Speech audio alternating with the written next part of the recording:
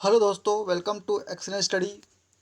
तो दोस्तों, जैसे कि आपको पता है कि छत्तीसगढ़ लोक सेवा आयोग का 2020 का जो प्रीलिम एग्ज़ाम है वह 14 फरवरी 2021 को होने वाली है। और इसी के मद्देनज़र मैं छत्तीसगढ़ लोक सेवा आयोग द्वारा पिछले वर्षों में जितने भी क्वेश्चन पूछे गए हैं उसका एक एमसीक्यू सीरीज लेकर आ रहा हूँ, जो आपके एग्ज़ाम के लिए, जो आपके प्री एग्ज़ाम के लिए बहुत ही इम्पोर्टेंट होगा। और साथ ही साथ और 14 फरवरी के बाद जितने भी और व्यापम का है या सीजीपीएससी और जो कोई सा भी एग्ज़ाम ले रहे हैं उसके लिए भी यह फ़ायदेमंद हो सकता है।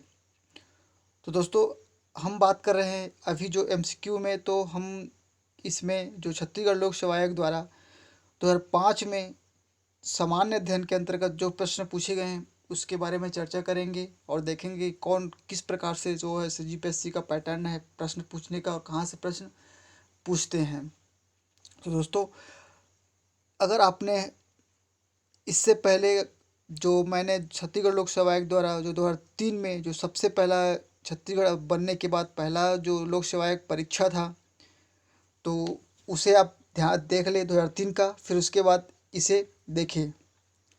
तो दोस्तों, चलिए चलते हैं, देखते हैं कि जो छत्तीसगढ़ लोक सेवा आयोग द्वारा किस प्रकार के क्वेश्चन पूछे जाते हैं। तो दोस्तों, आगे बढ़ते हैं।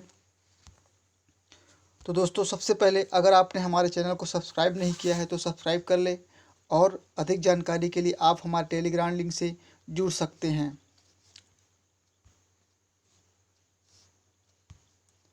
तो चलिए दोस्तों, देखते हैं प्रश्न। तो दोस्तों, प्रश्न है, अल्जाइमर रोग में मानव शरीर का कौन सा अंग प्रभावित होता है। तो दोस्तों, यहाँ विकल्पों में है फेफड़े, मस्तिष्क, कान और वृक्क। तो दोस्तों, यहाँ पर जो इसका आंसर होगा कि अल्जाइमर रोग में मानव शरीर का जो है मस्तिष्क प्रभावित होता है। तो इसे याद रखें। आगे बढ़ते हैं।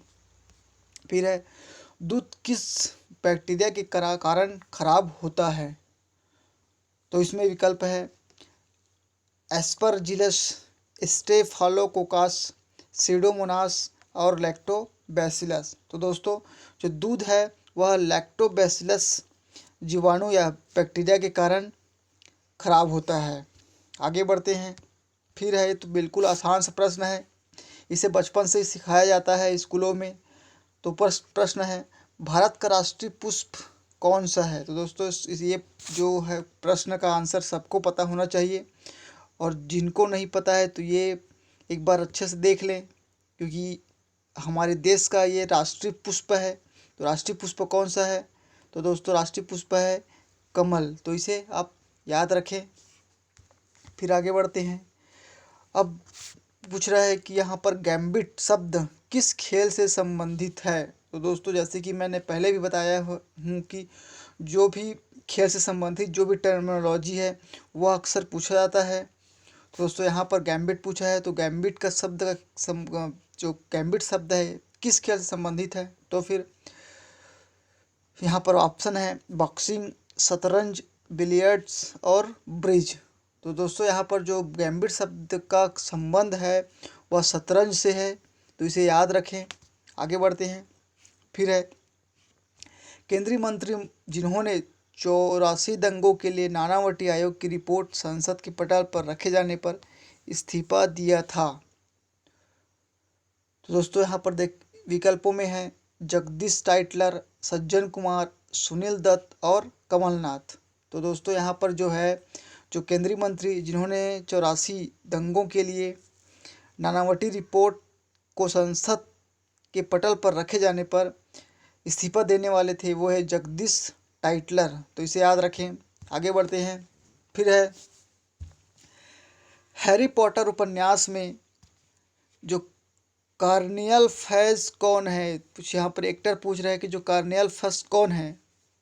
तो हैरी पॉटर है का मित्र है, जादू का मंत्री है, एक राजा है, या इनमें से कोई नहीं। तो दोस्तों, यहाँ पर जो है हैरी पॉटर उपन्यास में जो कार्नेलियस फज है वह कौन है। तो वह जादू का मंत्री है। इसे याद रखें। आगे बढ़ते हैं। फिर विंबलडन टेस्ट ग्रैंड स्लैम 2004 में महिला एकल का खिताब किसने जीता था। तो दोस्तों विकल्प है जस्टिन हेनिन, स्वेतलाना कुजनेत्सोवा, कारा ब्लैक और मारिया शारापोवा। तो दोस्तों यहाँ पर जो है विंबलडन टेनिस ग्रैंड स्लैम 2004 में महिला एकल का खिताब जीतने वाली थी मारिया शारापोवा, जो रसिया की टेनिस खिलाड़ी है, तो इसे याद रखें। तो दोस्तों ये तो इम्पोर्टेंट नहीं है, लेकिन अभी जो 2020 में जितने भी 4 ग्रैंड स्लैम होते हैं, फ्रेंच अमेरिकन और फ्रेंच अमेरिकन और एक ऑस्ट्रेलियन और विंबलडन, तो इसमें जो एकल में पुरुष विजेता महिला विजेता कौन कौन है चारों ग्रैंड स्लैम का, फ्रेंच अमेरिकन ऑस्ट्रेलियन और विंबलडन का, तो इसे एक बार ज़रूर देख ले, क्योंकि अक्सर इस प्रकार का क्वेश्चन पूछा ही जाता है। और ये चारों ग्रैंड स्लैम जैसे बता रहा हूँ, फ्रेंच ग्रैंड स्लैम, यूएसए और ऑस्ट्रेलिया का और विंबलडन, तो इसे आप ज़रूर देखें एक बार। आगे बढ़ते हैं। फिर है गुप्त काल का कौन शासक भारतीय नेपोलियन के नाम से जाना जाता था। तो दोस्तों यहाँ पर चंद्रगुप्त है क्या, समुद्रगुप्त है क्या, कुमारगुप्त है क्या, स्कंदगुप्त है क्या। तो दोस्तों यहाँ पर जो है गुप्त काल का जो शासक जो भारतीय नेपोलियन के नाम से प्रसिद्ध था या जाना जाता था, तो वह था समुद्रगुप्त, तो इसे याद रखें। आगे बढ़ते हैं।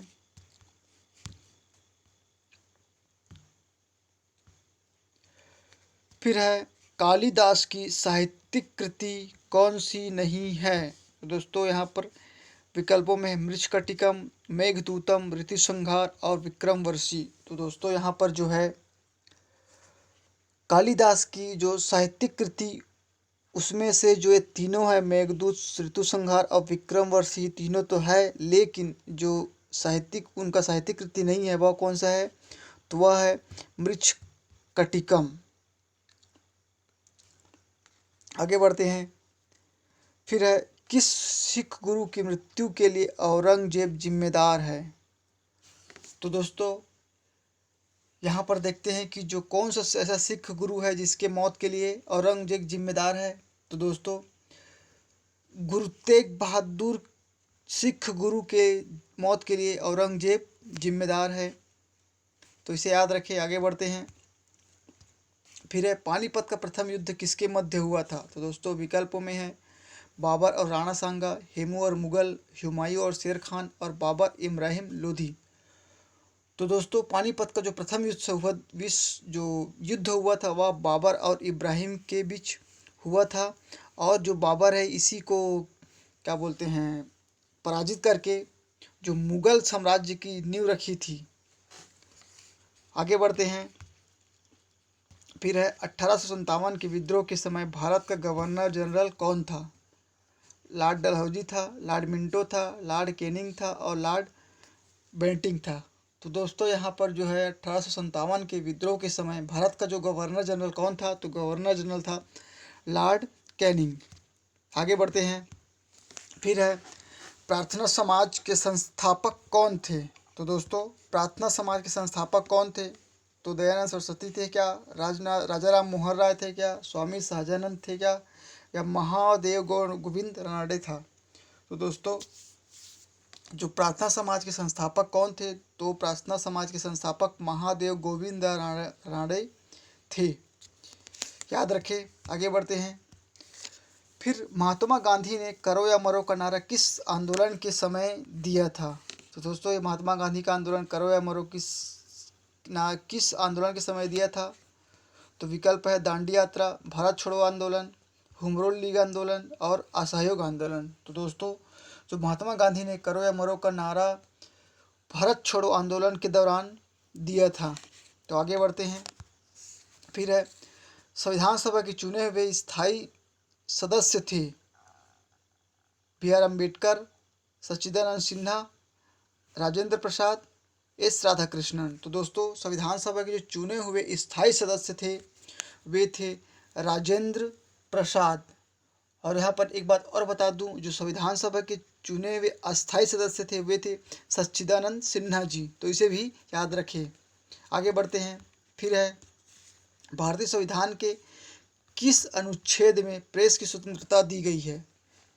तो अनुच्छेद 14, अनुच्छेद 25, अनुच्छेद 21A, अनुच्छेद 19(1). तो दोस्तों यहाँ पर जो है प्रेस की स्वतंत्रता दी गई है वह है अनुच्छेद 19A के तहत। आगे बढ़ते हैं। लोकसभा में राज्यों को किस आधार पर सीटें आवंटित होती है? तो दोस्तों यहाँ पर विकल्प है जनसंख्या के आधार पर, क्षेत्रफल के आधार पर, गरीबी के आधार पर और भाषा के आधार पर। तो दोस्तों लोकसभा में जो राज्यों को जो सीट आवंटन का जो आधार होता है वह होता है जनसंख्या का आधार। जनसंख्या के हिसाब से जो लोकसभा सीटों का आवंटन किया जाता है और जिस राज्य का जितना ज़्यादा जनसंख्या है उस राज्य से लोकसभा में उतनी ही ज़्यादा जो सीट होती है वो आवंटित होती है। तो दोस्तों छत्तीसगढ़ में लोकसभा के अंतर्गत 11 जो है अभी वर्तमान में सीटें लोकसभा में है। आगे बढ़ते हैं। फिर है सर्वोच्च न्यायालय में न्यायाधीश नियुक्त होने के लिए व्यक्ति को कम से कम कितने वर्ष उच्च न्यायालय का एडवोकेट होना चाहिए? दोस्तों यहाँ पर ध्यान से प्रश्न पढ़ें। सर्वोच्च न्यायालय में न्यायाधीश नियुक्त होने के लिए व्यक्ति को कम से कम कितने वर्ष उच्च न्यायालय का एडवोकेट होना चाहिए? तो विकल्प है 20 वर्ष, 10 वर्ष, 8 वर्ष, 25 वर्ष। तो दोस्तों यहाँ पर जो है सर्वोच्च न्यायालय में न्यायाधीश नियुक्त होने के लिए जो व्यक्ति को कम से कम कितने वर्ष जो उच्च न्यायालय में का एडवोकेट होना चाहिए तो वह है 10 वर्ष। यानी कि किसी व्यक्ति को अगर सर्वोच्च न्यायालय में न्यायाधीश नियुक्त होना है तो उसे उच्च न्यायालय में 10 वर्ष एडवोकेट होने का अनुभव या कार्य करने का अनुभव होना चाहिए। आगे बढ़ते हैं। फिर है 12वें वित्त आयोग के अध्यक्ष कौन है? तो विकल्प है एम खुसरो, केसी पंत, मोन्टेक्सी और श्रीरंग राजन। तो दोस्तों यहाँ पर जो 12वें वित्त आयोग के अध्यक्ष कौन थे तो वे थे श्रीरंग राजन। तो ये 12वें वित्त आयोग के अध्यक्ष थे। तो दोस्तों अभी जो वर्तमान 15वां वित्त आयोग के अध्यक्ष हैं वे एन.के. सिंह है। तो इसे याद रखें क्योंकि ये बहुत ज़्यादा इम्पोर्टेंट है। इन्होंने हाल ही में अपना जो रिपोर्ट प्रस्तुत किया है और जो 15वें वित्त आयोग के अध्यक्ष है वे कौन हैं तो एन.के. सिंह। इसे याद रखें क्योंकि ये जो 12वें जो पूछा गया था उस समय पूछा गया था, लेकिन अभी जो 15वें वित्त आयोग के जो अध्यक्ष कौन है तो ये बहुत इंपॉर्टेंट है। तो इसे याद रखें कौन है एन.के. सिंह 15वें वित्त आयोग के अध्यक्ष। आगे बढ़ते हैं। फिर है गरीबी रेखा निकालने के लिए कौन सा तरीका उपयोग में नहीं लाया जाता है? विकल्प है प्रति व्यक्ति औसत आय, भोजन में कैलोरी, SCR और साक्षरता। तो दोस्तों यहाँ पर जो है गरीबी रेखा निकालने के लिए जो है साक्षरता के को उपयोग में नहीं लाया जाता है। आगे बढ़ते हैं। फिर है गैर योजना खर्च का सबसे महत्वपूर्ण मद कौन सा है? तो दोस्तों गैर योजना खर्च का जो सबसे महत्वपूर्ण मद कौन सा है तो विकल्प है ब्याज भुगतान, रक्षा, उर्वरक सब्सिडी और सार्वजनिक उपक्रमों को ऋण। तो दोस्तों यहाँ पर जो है गैर योजना खर्च का सबसे महत्वपूर्ण मद वो है ब्याज भुगतान। तो इसे याद रखें क्योंकि ये जो क्वेश्चन है ये हमेशा के लिए हमेशा ही इम्पोर्टेंट रहता है कि जो अर्थशास्त्र से जो इकोनॉमी से प्रश्न पूछते हैं ऐसे ही प्रश्न पूछे जाते हैं। तो इसे याद रखें कि गैर योजना के अंतर्गत कौन कौन सा शामिल होता है तो फिर है ना ये तो है गैर योजना है, रक्षा व्यय है, तो ये सब चीज़ है। तो यहाँ पर जो सबसे ज़्यादा मद कौन सा है ब्याज भुगतान। तो इसे याद रखें। आगे बढ़ते हैं। फिर है कौन सी चावल की किस्म नहीं है? हंसा, जया, ज्वाला, पद्मा। तो दोस्तों इसमें जो चावल की किस्म नहीं है वो है ज्वाला, बाकी हंसा, जया और पद्मा जो है चावल की किस्म है। आगे बढ़े। किस देश में बकरियों की संख्या सबसे अधिक है? तो दोस्तों option A Pakistan, option B Bharat, option C Congo, option D Israel. तो दोस्तों यहाँ पर जो है बकरियों की सबसे ज़्यादा आबादी है वह भारत में है। इसे याद रखें। आगे बढ़ते हैं। फिर है कौन सा राज्य सर्वाधिक रेशम पैदा करने वाला राज्य है? Option A Bihar, option B Chhattisgarh, option C Karnataka, option D Assam. तो दोस्तों यहाँ पर जो सर्वाधिक रेशम पैदा करने वाले राज्य हैं कर्नाटक, तो इसे याद रखें। आगे बढ़ते हैं। फिर है ब्रह्मोस एरोस्पेस प्राइवेट लिमिटेड के मुख्य कार्यकारी निदेशक हैं। तो दोस्तों यहाँ पर उस समय जो ब्रह्मोस एरोस्पेस प्राइवेट लिमिटेड के मुख्य कार्यकारी निदेशक कौन थे, तो वे थे डॉक्टर D.A. शिवथानु पिल्लई। तो दोस्तों ये तो इम्पोर्टेंट नहीं है अभी के एग्ज़ाम के लिए, लेकिन आपको एक आइडिया हो जाएगा कि किस कैसे कहाँ से प्रश्न पूछते हैं। तो दोस्तों अब आपको देखना है कि अभी जो वर्तमान में जो ब्रह्मोस एरोस्पेस प्राइवेट लिमिटेड के मुख्य कार्यकारी निदेशक या CEO कौन है, तो इसे आप एक बार ज़रूर देख लें, क्योंकि जब ऐसा प्रश्न पूछे जाते हैं तो जरूरी नहीं फिर नहीं पूछेंगे, अब फिर पूछ सकते हैं, लेकिन वर्तमान में कौन है ये जरूर आप देख लें। आगे बढ़ते हैं। फिर तेलगी स्टाम्प घोटाला में कौन पुलिस अधिकारी संदिग्ध नहीं है। तो दोस्तों यहाँ पर देखते हैं कि यहाँ पे 4 विकल्पों हैं, जिसमें से 3 जो है तेलगी स्टाम्प घोटाला में शामिल थे और जो एक इसमें से है वो शामिल नहीं थे। तो इसको आपको देखना है कि कौन सा नहीं थे। तो दोस्तों विकल्प है MC मुलानी, प्रदीप सामंत, श्रीधर बाघल और SS पुरी। तो दोस्तों यहाँ पर जो है तेलगी स्टाम्प घोटाला में जो पुलिस अधिकारी संदिग्ध नहीं थे वो कौन से थे, SS पुरी। तो इसे याद रखिए। आगे बढ़ते हैं। एयर सहारा ने प्रथम अंतर्राष्ट्रीय उड़ान किस जगह पर भेजी, कोलंबो में भेजी, सिंगापुर में भेजी, लंदन में भेजी या न्यूयॉर्क में भेजी। तो दोस्तों यहाँ पर जो है एयर सहारा जो है ने प्रथम अंतर्राष्ट्रीय उड़ान जो है कहाँ भेजी, तो वो थी कोलंबो में भेजी थी। तो इसे याद रखें। आगे बढ़ें।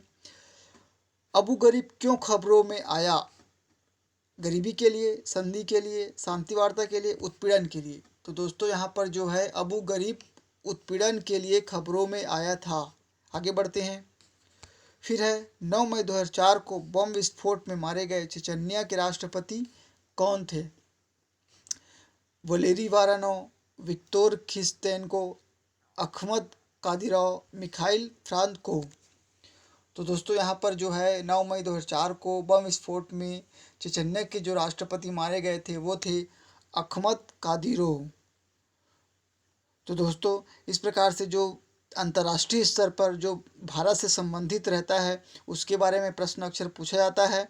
और अभी वर्तमान में जो है अमेरिका में चुनाव हुआ था, जिसके 46वें राष्ट्रपति जो बिडेन ने शपथ ग्रहण कर लिए हैं। तो दोस्तों यहाँ पर आप याद रखें कि जो बिडेन है वे 46वें नंबर के राष्ट्रपति हैं, और जो इसके पहले डोनाल्ड ट्रंप थे वो 45वें नंबर के राष्ट्रपति थे।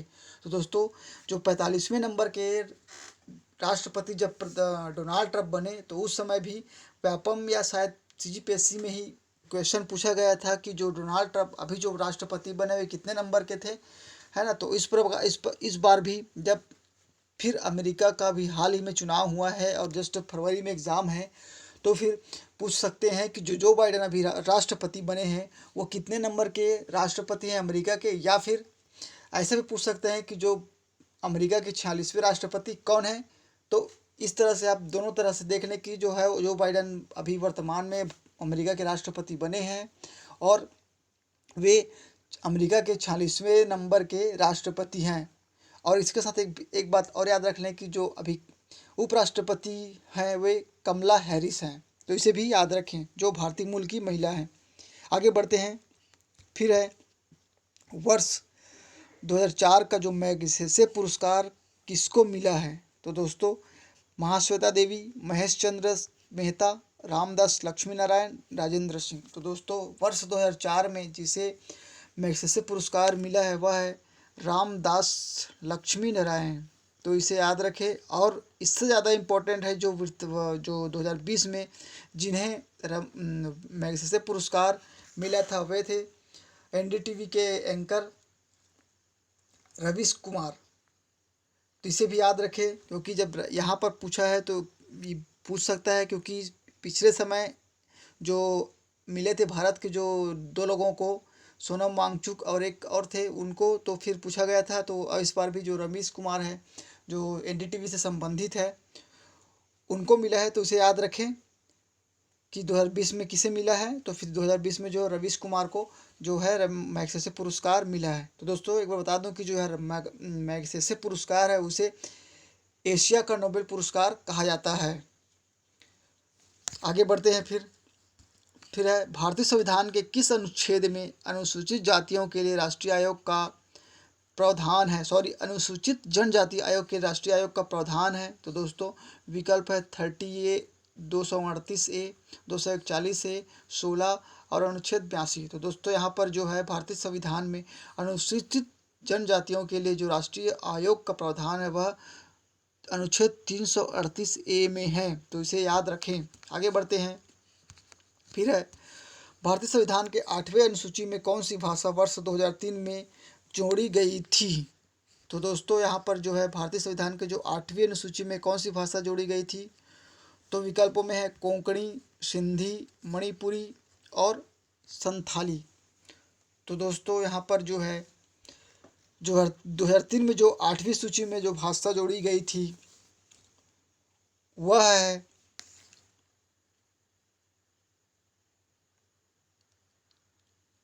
संथाली।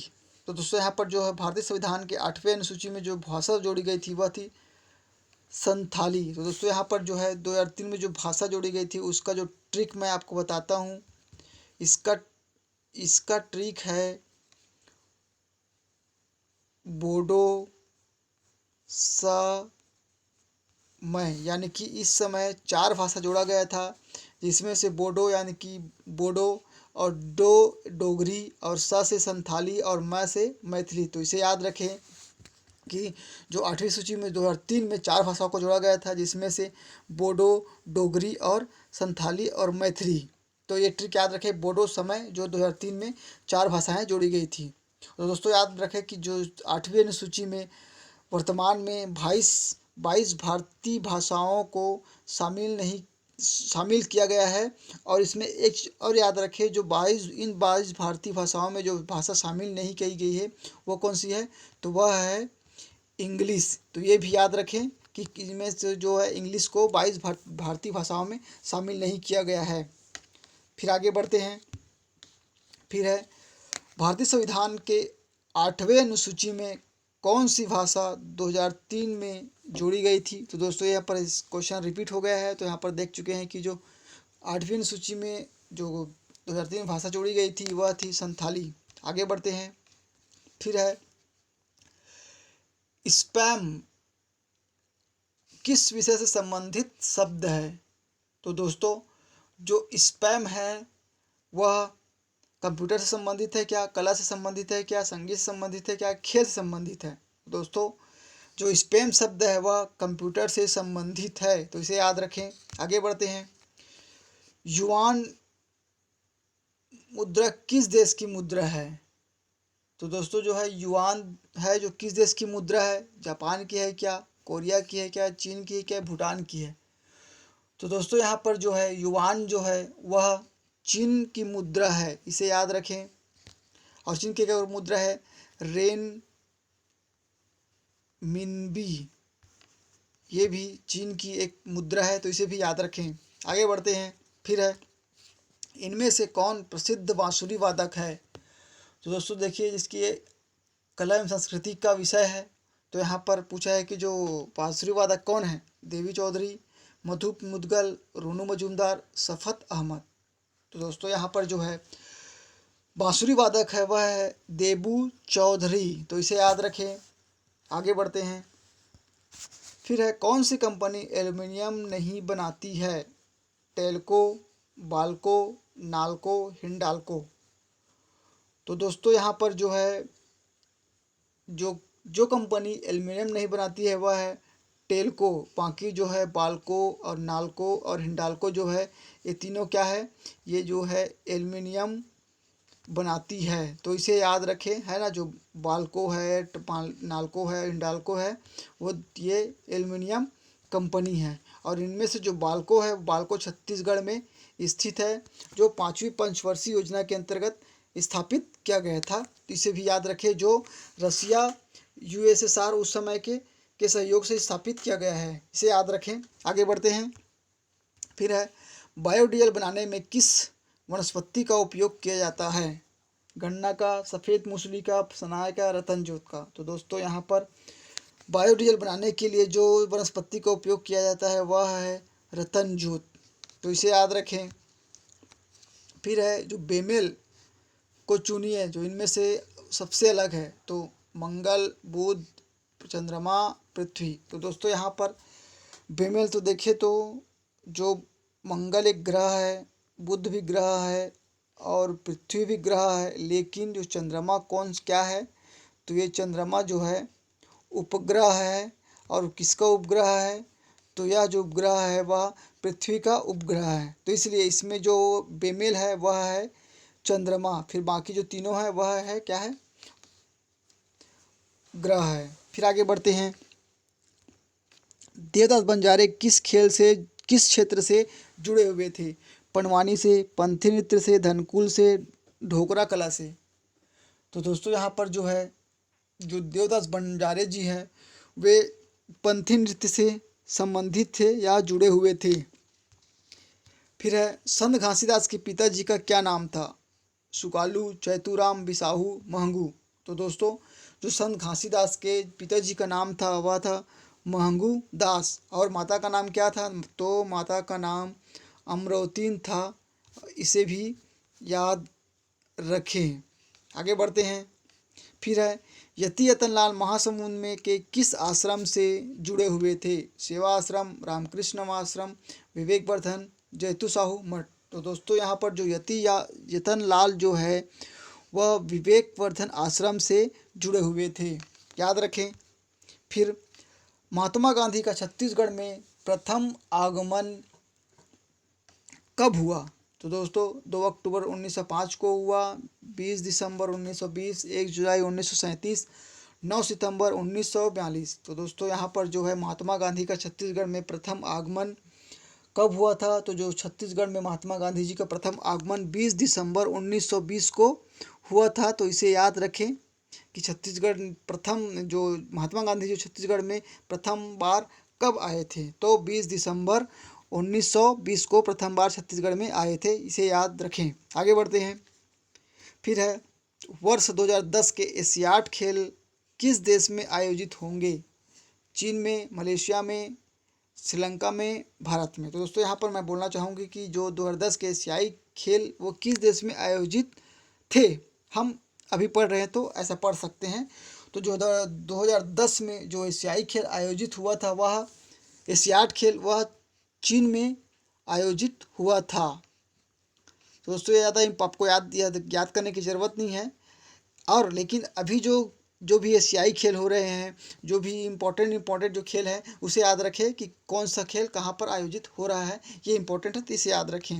लेकिन इससे आप एक आइडिया हो जाता है कि ये क्या बोलते हैं कि आपको किस प्रकार से प्रश्न पूछे जा सकते हैं। और यह जो प्रश्न पूछने का जो MCQ है, पुराने साल का पेपर है, ये आपके लिए एक दर्पण का कार्य करता है कि हम किस प्रकार से जो है अपनी तैयारी को स्टार्ट करें या किस प्रकार से तैयारी करें, और किस तरह की जो खबरें हैं करंट में या किस तरह से जो GS है उसे हम पढ़ें।